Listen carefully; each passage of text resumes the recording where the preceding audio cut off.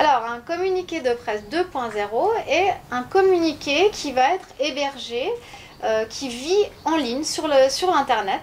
Donc en fait, qu'est-ce que ça veut dire pratiquement? Ça veut dire plusieurs choses. La première chose, c'est que votre communiqué de presse n'est plus seulement adressé aux journalistes, aux médias comme il était avant, il est aussi adressé à votre public cible. La deuxième chose, c'est que on peut optimiser ce communiqué de presse avec des mots-clés stratégiques, comme on le fait d'ailleurs pour des sites web.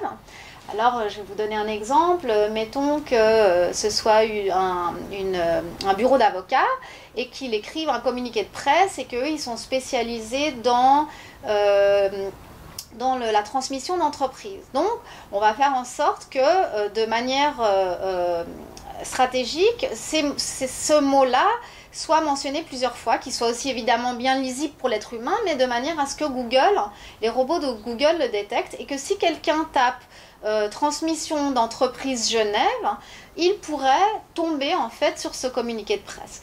Le troisième avantage, c'est que ces communiqués de presse, il y a des options de partage.